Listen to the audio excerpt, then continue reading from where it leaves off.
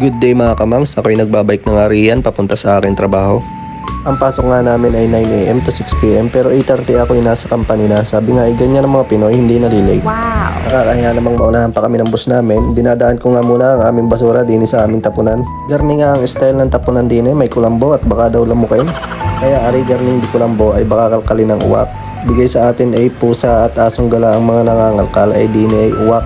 Bibihira ko din ang pusa at asong gala, ang nangangalkal talaga din ay uwak. Saka din ay may araw ng tapunan, hindi ka pwede basta-basta magtapon na lang kung kailan mo gusto. Saka din ay walay ang mga plastic bottle, lata, saka mga gamit ng bahay kung gusto mong itapon, yung mga gayon gaho. O ay outfit check muna bago simula ang trabaho, ay sayang ang forma.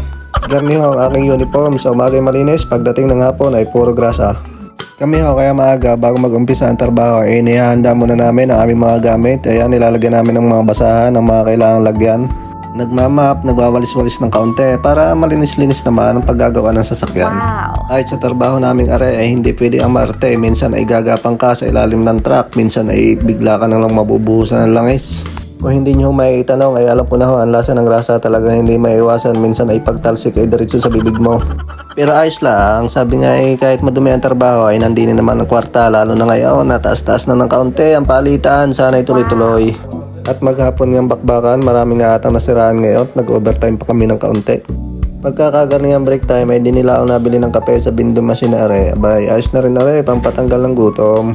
Sabay papartneran ko lang are ng tinapay di katalo na. 30 minutes nga lang, pahinga, tambay ng kaunti, cellphone, mga gayon lang. OT nga kami diyan ng kulang-kulang 2 oras. Ayos na din pang kape, di nga namin isinusulat ang aming mga overtime bago kami umuwi.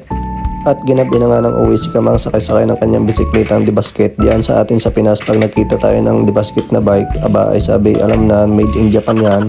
Hindi naman nakakatakot din kahit umuwi ka ng hating gabi wala kang makakasalubong na lasing sa daan. Pagka uwi ko nga ay agad ako nagbihis, parang naantak na ang aking tiyan. Tinignan ko kung ako'y may luto pang ulam sa rep.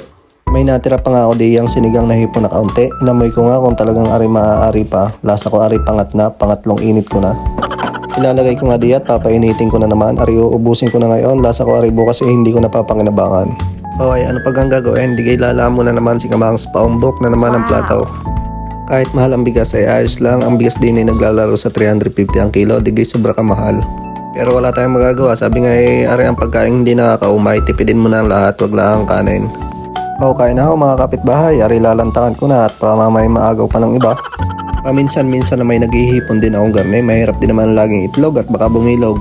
Ay siya, ako'y kakain na ho muna. Magandang araw ho sa inyong lahat, palike and follow and share nyo na lang uli. Salamat!